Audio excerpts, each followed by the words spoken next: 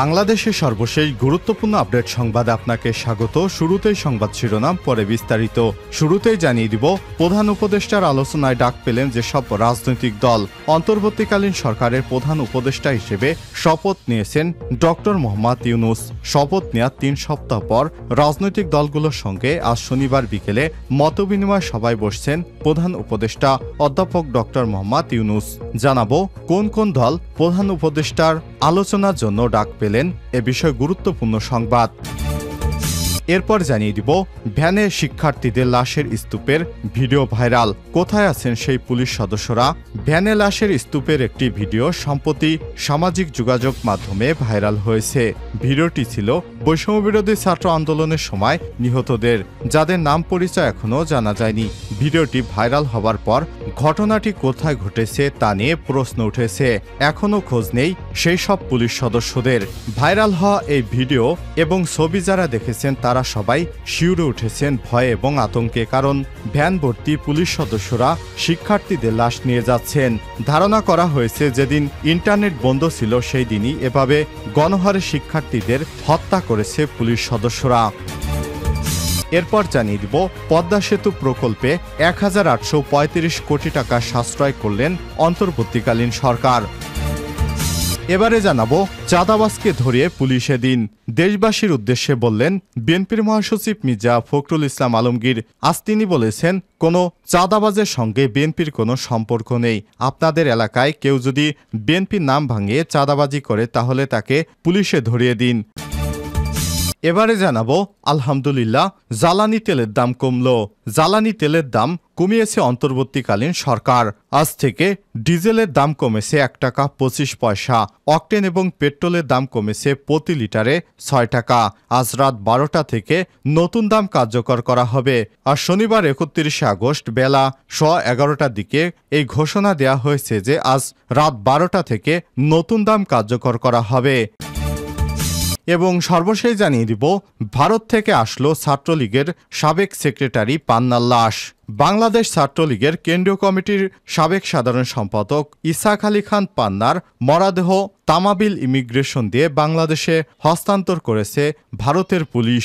আর শনিবার 31 আগস্ট দুপুর 3টার দিকে তামাবিল স্থলবন্দর দিয়ে তার মরদেহ বাংলাদেশে আনা হয়েছে। এ সময় উপজেলা প্রশাসন, police, border guard of Bangladesh, BGB, Tamabil immigration police এবং ভারতীয় বিএসএফ এবং মেঘালয় রাজ্যের ওয়েস্ট জৈন্তিয়া হিলস জেলার ডাউকি থানা পুলিশ সদস্যরা উপস্থিত ছিলেন। এর আগে সাবেক ছাত্রলীগ নেতার স্বজনদের আবেদনের পরিপ্রেক্ষিতে ইসাকের মরদেহ বাংলাদেশে পাঠানো অনুরোধটি গ্রহণ করে ভারতীয় পররাষ্ট্র মন্ত্রণালয়। প্রিয় দর্শক, এতক্ষণ শুনছিলেন সংবাদ শিরোনাম, এবারে বিস্তারিত। তবে তার আগে বন্ধুরা, অনুরোধ থাকবে এই সংবাদটিতে একটি লাইক দিন। এই চ্যানেলে আপনি নতুন হয়ে থাকলে আমাদের সংবাদটি দেখতে দেখতে চ্যানেলটি সাবস্ক্রাইব করে রাখুন। কমেন্ট করে আপনার মূল্যবান মতামত জানিয়ে দিন বন্ধুরা, আপনি বিশ্বের কোন দেশ থেকে বা বাংলাদেশের কোন স্থান থেকে আমাদের সংবাদটি দেখছেন এবং শুনছেন। এবারে বিস্তারিত। প্রধান উপদেষ্টার আলোচনায় ডাক পেল যেসব রাজনৈতিক দল। অন্তর্বর্তীকালীন সরকারের প্রধান উপদেষ্টা হিসেবে দায়িত্ব নেয়ার 3 সপ্তাহ পর রাজনৈতিক দলগুলোর সঙ্গে আজ শনিবার বিকেলে মতবিনিময় সভায় বসছেন প্রধান উপদেষ্টা অধ্যাপক ডক্টর মোহাম্মদ ইউনূস।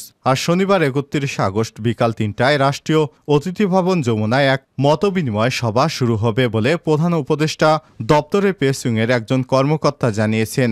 রাত 8টা পর্যন্ত টানা 5 ঘন্টা মতবিনিময় সভা হওয়ার কথা রয়েছে প্রধান উপদেষ্টার দৈনন্দিন সূচিতে। রাজনৈতিক দলগুলোর নেতাদের সঙ্গে আলাপ করে জানা গেছে, দেশের সার্বিক পরিস্থিতি, প্রশাসন এবং নির্বাচন কমিশনের সংস্কার সহ নির্বাচন বিষয় নিয়ে তাদের মতামত প্রধান উপদেষ্টাকে জানানো হবে। এ ব্যাপারে পরিবেশ এবং বন উপদেষ্টা সৈয়দা রিজওয়ানা হাসান গণমাধ্যমকে বলেন, আমরা রাজনৈতিক দলগুলোর সঙ্গে আলাপ আলোচনার প্রক্রিয়া চালু রাখব, তবে তাদের কাছ থেকে সংস্কার প্রস্তাব যা আসবে সেগুলো গ্রহণ করব, সে ব্যাপারে একটা পদ্ধতির বিষয়ে কথা হয়েছে। আর শনিবার দুপুর 1টায় এই রিপোর্ট লেখা পর্যন্ত বিকালে কতটি রাজনৈতিক দল এই মতবিনিময় সভায় আমন্ত্রিত হয়েছে তা নির্দিষ্ট করে প্রধান উপদেষ্টার কার্যালয় থেকে জানা যায়নি। তবে আমন্ত্রণ পাওয়া রাজনৈতিক দলগুলোর সঙ্গে আলাপ করে জানা গেছে তারা প্রধান উপদেষ্টার কার্যালয়ে মতবিনিময় সভার আমন্ত্রণ পেয়েছেন। দলগুলো কম সংখ্যক সদস্য নিয়ে যমুনায় যাবে বলে জানা গেছে। আজ বিকাল ৩টায় শুরু হবে খেলাফতে মজলিসের দুই অংশের সঙ্গে মতবিনিময় সভা। খেলাফতে মজলিসের নেতৃত্ব দেবে দলটির আমির মাওলানা আব্দুল বাসিত আজাদ। প্রতিনিধি দলে থাকবেন ডক্টর আহমেদ আব্দুল কাদের, মাওলানা শাখাত হোসেন, জাহাঙ্গীর হোসেন এবং মুনতাসির আলী। বাংলাদেশ খেলাফতে মজলিসের নেতৃত্ব দেবেন মাওলানা ইউসুফ আশরাফ। প্রতিনিধি দলে থাকবেন মাওলানা মামুনুল হক এবং মাওলানা জালাল উদ্দিন। গণফোরামে নেতৃত্ব দেবেন ডক্টর কামাল হোসেন। লেবারের ডেমোক্রেট পার্টি এলডিপির নেতৃত্ব দেবেন অবসরপ্রাপ্ত কর্নেল অলি আহমেদ। জাতীয় পার্টির নেতৃত্ব দেবেন জিএম কাদের।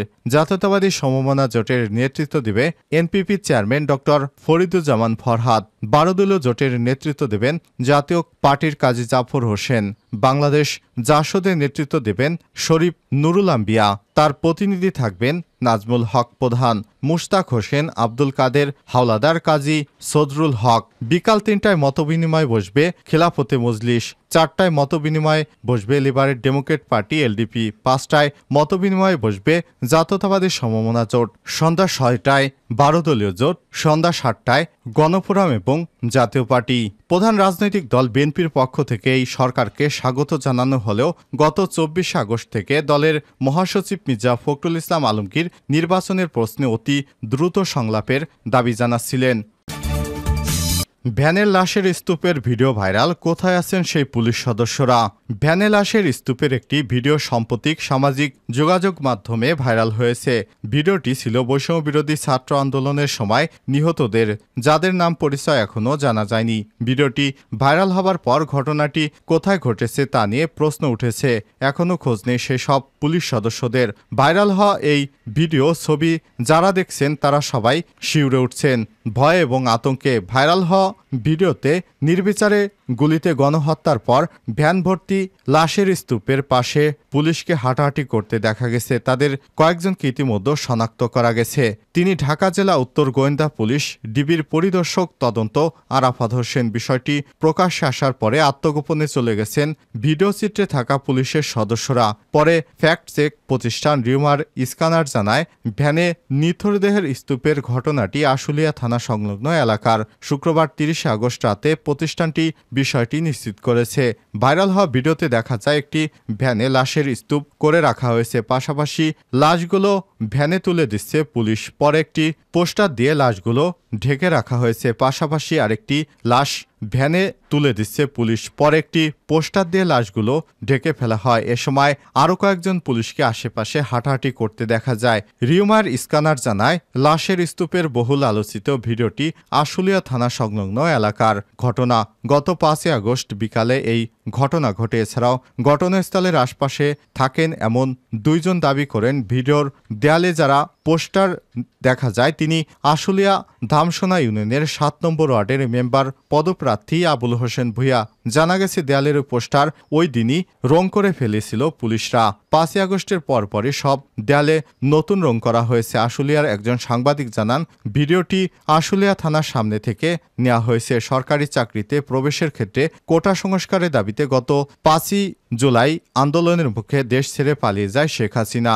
ওই দিনই এই হতাহতের ঘটনাটি ঘটেছে বেশি বলে অনেকেই মনে করছেন।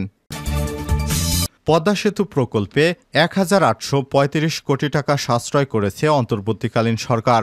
ব্যয় সংকোচন নীতি নিয়ে পদ্মা সেতু প্রকল্পের মোট ব্যয় থেকে 1835 কোটি টাকা সাশ্রয় করেছেন অন্তর্বর্তীকালীন সরকার ডক্টর মোহাম্মদ ইউনূস। শুক্রবার পদ্মা সেতু প্রকল্প পরিদর্শন শেষে শরীয়তপুর সাংবাদিকদের সঙ্গে মতবিনিময় সভায় এসব তথ্য জানান সড়ক পরিবহন ও সেতু উপদেষ্টা মোহাম্মদ ফজলুল কবির খান।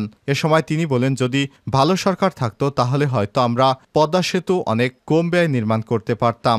যেসব খাতে ব্যয় সাশ্রয় করা হয়েছে সেগুলোর মধ্যে রয়েছে বাড়তি নির্মাণ, নদী ব্যবস্থাপনা, সংযোগ সড়ক এবং সার্ভিস এরিয়া, ভূমি অধিগ্রহণ এবং পরামর্শ ফি কমানো। ফজলুল কবির খান আরও বলেন, পদ্মার মূল সেতু নির্মাণে 530 কোটি টাকা সাশ্রয় হয়েছে, আর নদী শাসনের কাজে সাশ্রয় হয়েছে 80 কোটি। এছাড়াও সংযোগ সড়ক এবং অবকাঠামো নির্মাণের ক্ষেত্রে বেঁচে গেছে 178 কোটি টাকা। এছাড়াও যেসব খাতে টাকা সাশ্রয় হয়েছে সেগুলো হলো মূল্যবৃদ্ধিজনিত বরাদ্দে প্রাইস কন্টিজেন্সি 500 কোটি টাকা, ভূমি অধিগ্রহণে 103 কোটি টাকা, পরামর্শ বাবদ ফি 200 কোটি টাকা এবং অন্যান্য 240 কোটি টাকা। জ্বালানি তেলের দাম কমল। জ্বালানি তেলের দাম কমেছে অন্তর্বর্তীকালীন সরকার। ডিজেলের দাম কমেছে 1 টাকা 25 পয়সা, অকটেন ও পেট্রোলের দাম কমেছে লিটারে 6 টাকা। আজ রাত 12টা থেকে এই দাম কার্যকর করা হবে। এ সময় তিনি জানান, ডিজেলের দাম 106 টাকা 75 পয়সা থেকে 1 টাকা 25 পয়সা কমিয়ে 105 টাকা 25 পয়সা, অকটেনের দাম 131 টাকা থেকে 6 টাকা কমিয়ে 125 টাকা এবং পেট্রোলের দাম 127 টাকা থেকে 6 টাকা কমিয়ে 121 টাকা নির্ধারণ করা হয়েছে। এ সময় উপস্থিত ছিলেন জ্বালানি মন্ত্রণালয় এবং পাওয়ার প্ল্যান্টের কর্মকর্তারা। গত 1 জুন থেকে প্রতি লিটার ডিজেল ও কেরোসিন বিক্রি হচ্ছে 106 টাকা 75 পয়সা দরে, আর প্রতি লিটার অকটেন 131 টাকা এবং প্রতি লিটার পেট্রোল 127 টাকা দরে বিক্রি হয়ে আসছে। অন্তর্বর্তীকালীন সরকার আসার পর থেকেই বাংলাদেশের বিভিন্ন ক্ষেত্রে সাশ্রয় করার চেষ্টা করছে। শুধুমাত্র কয়েকটি প্রাকৃতিক দুর্যোগ যেমন কয়েক জেলায় বন্যা হওয়ার কারণে অন্তর্বর্তীকালীন সরকার দাম আগের থেকে তুলনামূলক একটু কমিয়েছে। তা না হলে এতদিন সমস্ত জিনিসপত্রের দাম আরও অনেকই কমে যেত।